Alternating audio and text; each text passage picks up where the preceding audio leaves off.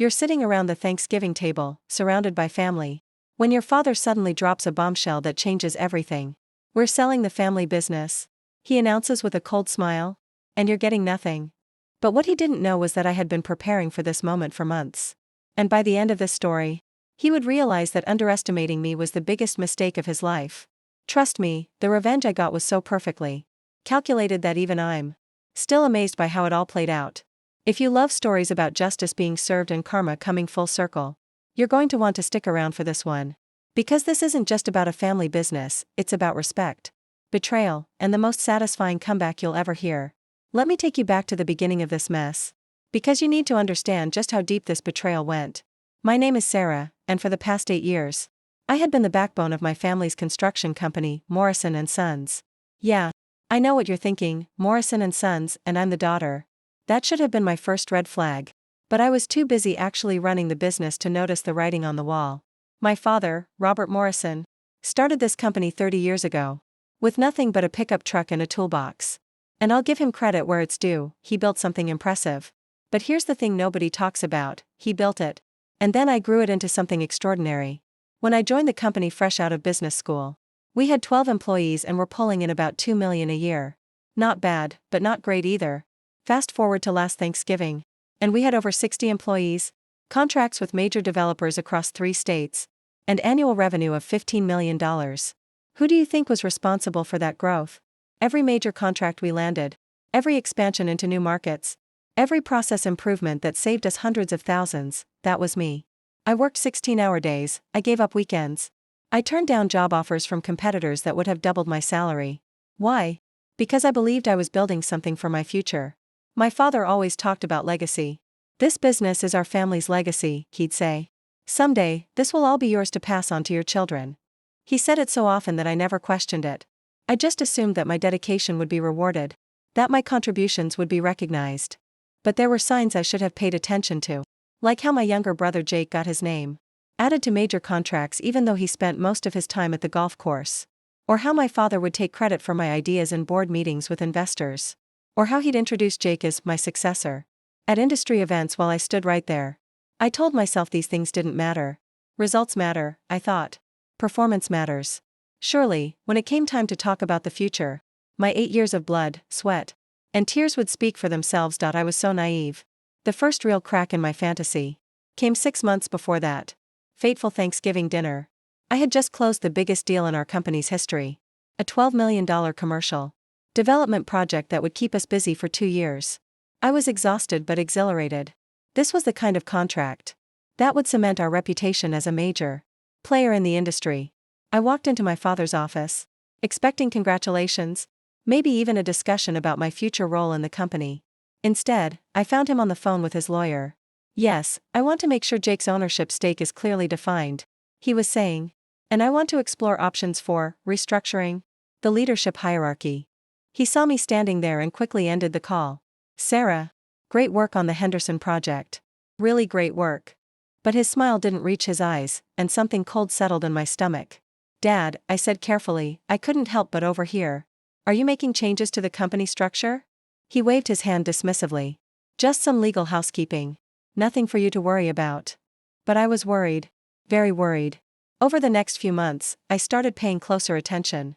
I noticed that Jake was suddenly showing up to meetings he'd never attended before. I saw him having lunch with our accountant.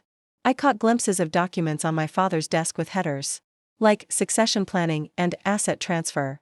The worst part? Nobody was talking to me about any of it. I tried bringing it up with my father several times, but he always had the same response: "Don't worry about it, sweetheart. Focus on what you do best, bringing in those contracts." Sweetheart. Like I was still 12 years old instead of a 30-year-old woman who had just generated more revenue for his company than he ever had in a single year. That's when I realized I needed to protect myself. If my father was planning something behind my back, I needed to be prepared. So I started documenting everything. Every email, every contract, every client relationship I had built. I made copies of financial records, project timelines, client communications. I even started recording some of our conversations, legally. Of course, since our state allows single-party consent recording. I also did something else. I started having quiet conversations with our key clients. Not to poach them or anything unethical, but to remind them who their primary contact had been, who had solved their problems, who had delivered their projects on time and under budget. You see, in the construction business, relationships are everything. Clients don't just hire companies, they hire people they trust. And after 8 years of going above and beyond for every single client, I had built something my father couldn't put a price on: trust. But I still hoped I was wrong about his intentions. I still believed that when push came to shove, he would do the right thing, that I should have known better. Thanksgiving Day arrived gray and cold, which should have been an omen for how the day would unfold. Our family always did Thanksgiving big: my parents, me, Jake and his wife, my aunt and uncle, my grandparents before they passed. It was supposed to be about gratitude and family bonds.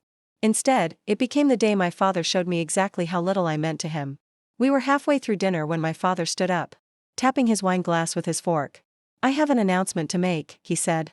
And something in his tone made everyone stop eating. As you all know, Morrison & Sons has been incredibly successful these past few years. We've grown beyond anything I ever imagined when I started this company 3 decades ago. I felt a flutter of hope. Maybe this was it, maybe he was finally going to acknowledge my contributions and talk about succession planning. "That success has attracted some attention," he continued. "And I'm pleased to announce that we've received an offer to sell the company to Hartwell Development Group." The room went silent. Even Jake looked surprised, though I noticed he didn't look upset. "The sale will go through in January," my father said, his eyes avoiding mine. "It's a generous offer, more than enough for me and your mother to retire comfortably, and to set Jake up as a regional manager with Hartwell." My fork clattered to my plate. "What about me?" My father finally looked at me, and his expression was almost pitying. "Well, sweetheart, you'll need to apply for positions with Hartwell like any other employee. They've made no guarantees about retaining current staff." The words hit me like a physical blow. 8 years. 8 years of building his company, of sacrificing everything for what I thought was our shared future. And I was being discarded like any other employee. "But I built this company," I said, my voice barely above a whisper. "The contracts, the clients, the processes, that was me." Jake finally spoke up. "Come on, Sarah. We all contributed to the company's success." "All?" Jake, who showed up late, left early, and spent more time networking at country clubs than actually working? My father nodded. "This is a family business, Sarah, but it's also my business. I built it, and I get to decide what happens to it." "What about loyalty?" I asked. "What about everything I've given up for this company?" "You've been well compensated for your work," he replied coldly. "Nobody forced you to work here." That's when I realized the truth: he had never seen me as his successor. I had never been building toward a future with the company. I had been building his retirement fund, while he prepared to hand everything over to the son who had contributed a fraction of what I had. The rest of dinner passed in a blur. I sat there, mechanically eating, while my family chatted about the weather and football scores like nothing had happened. Like my entire future hadn't just been obliterated with a few casual sentences. But here's the thing about betrayal: sometimes it clarifies everything. As I sat there, listening to my father laugh at my uncle's jokes while my world crumbled, something shifted inside me. If he wanted to treat me like just another employee, then that's exactly how I would behave. I didn't sleep that night. Instead, I sat at my kitchen table with my laptop, a legal pad, and 8 years' worth of documentation spread out in front of me. By sunrise, I had a plan. See, my father had made a crucial miscalculation. He assumed that selling to Hartwell would be simple, that the contracts and client relationships would just transfer over seamlessly. But business isn't that simple, especially in construction. Most of our major contracts had personal service clauses, meaning they were tied to specific individuals, not just the company. 3 of our biggest ongoing projects, worth a combined $8 million, specifically named me as the project manager, and required my personal oversight. More importantly, our 5 largest clients had developed relationships with me, not Morrison & Sons. When problems arose, they called me directly.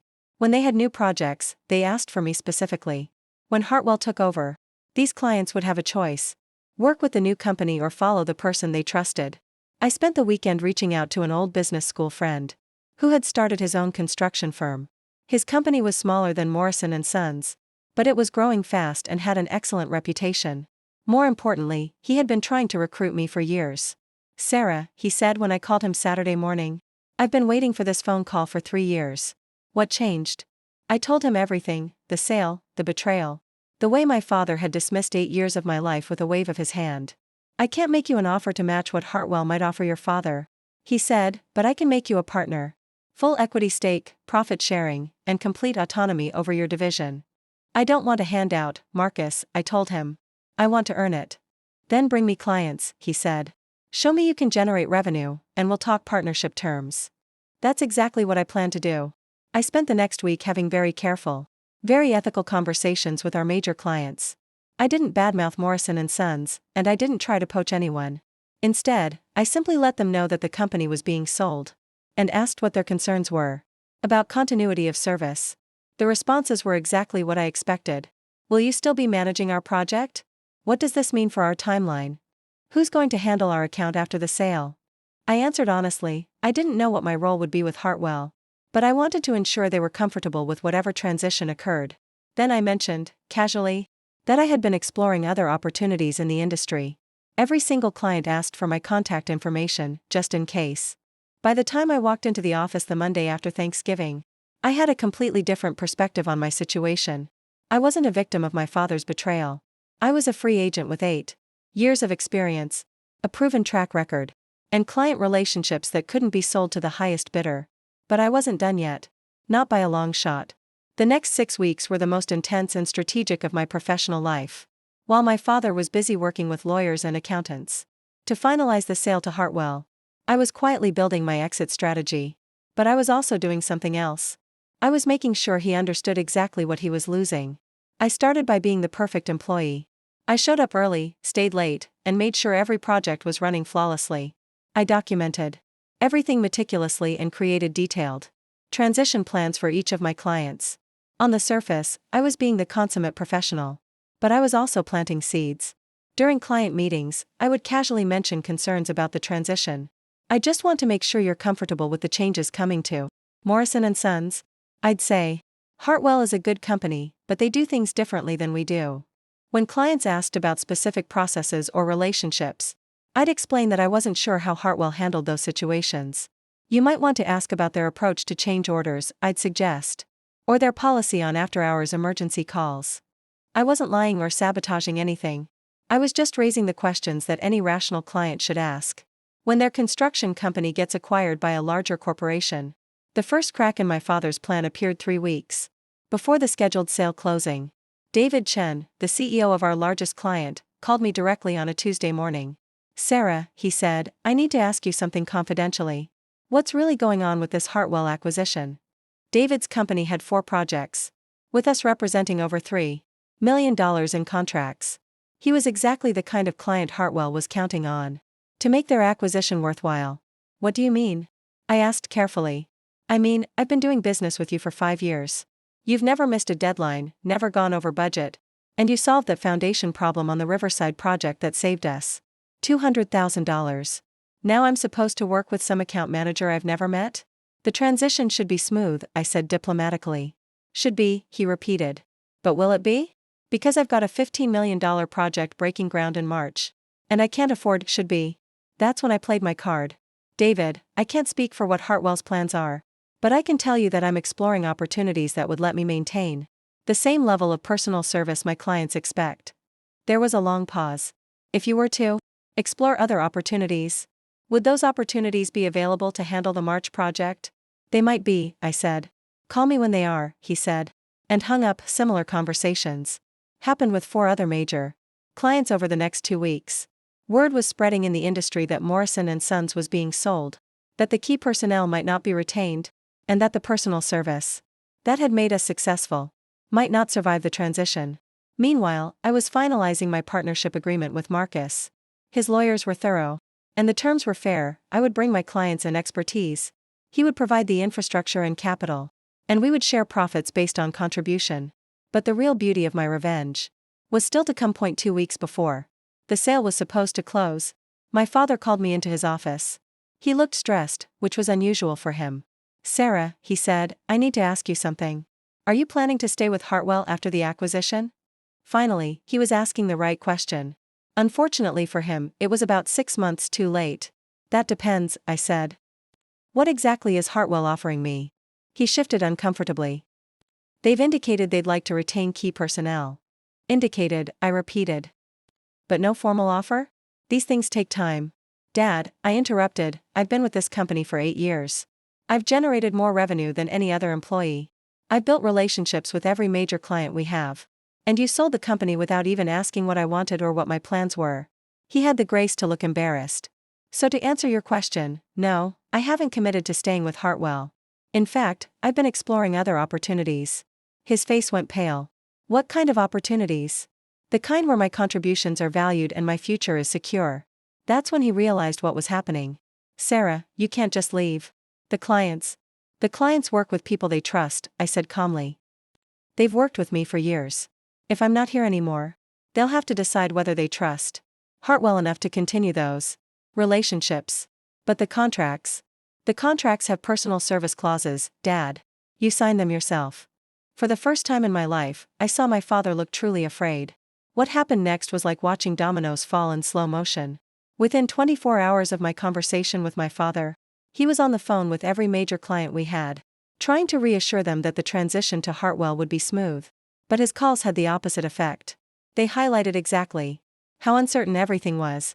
By Thursday, David Chen had called to formally request that his March project be handled by my new firm instead of Hartwell. By Friday, 2 other major clients had made similar requests. On Saturday, my father called me in a panic. Sarah, we need to talk. Can you come in Monday morning? I'll be there, I said.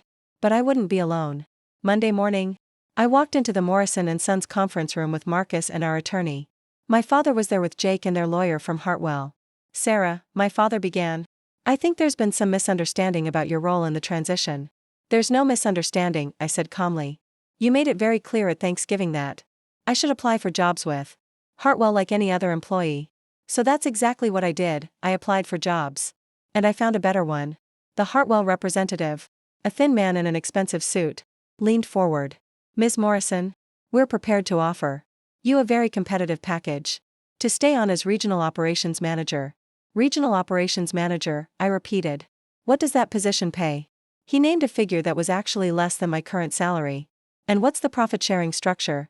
Hartwell doesn't typically offer profit sharing to managers. Equity stake? Also not typical. I smiled. Then I'm afraid your offer isn't competitive. My father jumped in. Sarah, be reasonable. This is a good opportunity. For who? I asked. Because it seems like the only people benefiting from this sale are you and Jake. That's when Marcus spoke up. Actually, we should clarify something, he said, sliding a document across the table. Sarah isn't just taking a job with our firm. She's becoming a full partner. 30% equity stake, profit sharing proportional to contribution, and complete autonomy over her division. The room went very quiet. Furthermore, Marcus continued, we've already received commitments from several clients who want to work with Sarah's division specifically. The Henderson project, the Chen developments, the Riverside expansion, they're all coming with her. My father's face went from pale to gray. You can't do that. Those are our contracts. Our attorney slid another document across the table. Actually, they can terminate those contracts with 30 days' notice, as specified in the personal service clauses. Or Morrison & Sons can release them immediately if you prefer. The Hartwell representative was frantically taking notes. How much revenue are we talking about? About 60% of Morrison & Sons' current contracted work, Marcus said helpfully. Roughly $9 million. Watched my father do the math in his head.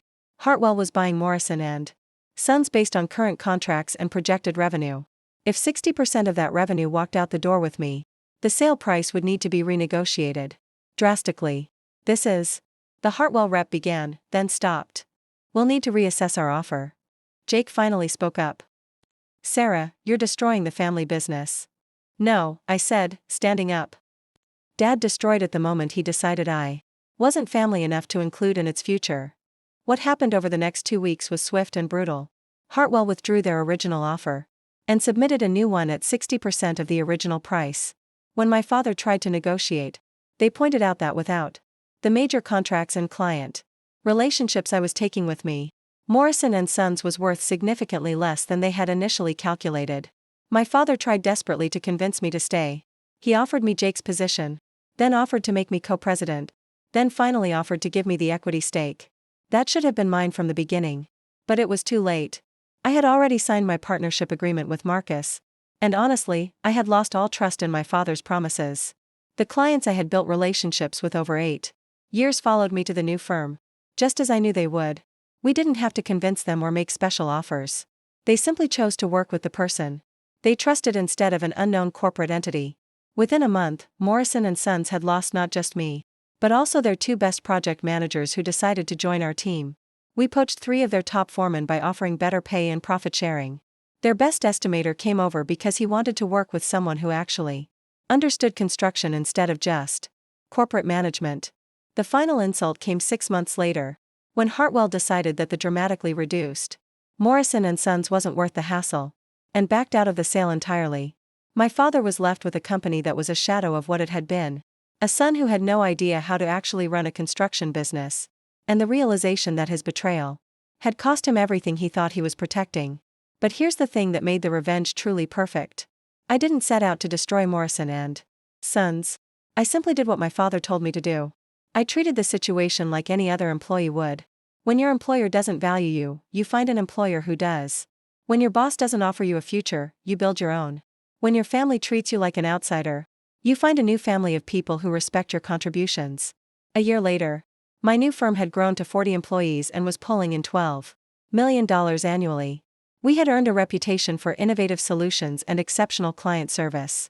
Marcus and I were featured in Construction Weekly as entrepreneurs to watch. Meanwhile, Morrison & Sons was struggling to stay afloat with less than half their original workforce and a fraction of their previous contracts. The most satisfying moment came at an industry conference, where my father and I ended up at the same networking event. He approached me hesitantly. "Sarah," he said, "I want you to know that I'm proud of what you've built." "Are you?" I asked. "Yes. And I realize I made some mistakes in how I handled things." Some mistakes. Like that covered 8 years of my dedication and the destruction of everything he claimed to care about. "I appreciate that, Dad," I said. "But you should know, I'm exactly where I belong." And I was. For the first time in my career, I was working with people who valued my contributions, who included me in important decisions, who saw me as a partner rather than just an employee. The business my father thought he was protecting by keeping it in the family was thriving. Just not with his family. 6 months ago, Jake reached out to me. Morrison & Sons was filing for bankruptcy, and he wanted to know if there were any opportunities for him with our firm. I told him what my father had told me: he should apply like any other candidate. He didn't get the job. So what's the moral of this story? First, never underestimate the people who actually make your business successful. My father thought he owned my client relationships, my expertise, and my future. But relationships are earned, not owned. Trust is built, not bought. And loyalty is a two-way street. Second, sometimes the best revenge isn't plotting someone's downfall. It's simply succeeding without them. I didn't have to sabotage Morrison & Sons. I just had to build something better. And finally, know your worth. For 8 years, I let my father define my value and my future. The moment I started defining it myself, everything changed. Today, our firm is thriving, our employees are happy, and our clients trust us to deliver exceptional results. We're building something sustainable, something inclusive, something based on merit rather than genetics. My father wanted to preserve his legacy by keeping the business in the family. Instead, he destroyed his legacy by forgetting that family isn't just about blood, it's about respect, loyalty, and shared commitment to something bigger than yourself. The family business he was so desperate to protect? It's gone. But the business I'm building with my chosen family of partners and employees? It's everything I dreamed Morrison & Sons could have been. And that's the sweetest revenge of all. If this story resonated with you, I want to hear from you in the comments. Have you ever been undervalued by family or employers? How did you handle it? Did you get your revenge, or are you still planning it? Hit that like button if you believe in fighting for your worth. And subscribe for more stories about justice being served and karma coming full circle. I post new revenge stories every week, and trust me, you don't want to miss what's coming next. And remember, sometimes the best revenge is simply living well and succeeding on your own terms. Don't let anyone else define your worth or your future. You have more power than you think. Thanks for watching, and I'll see you in the next story.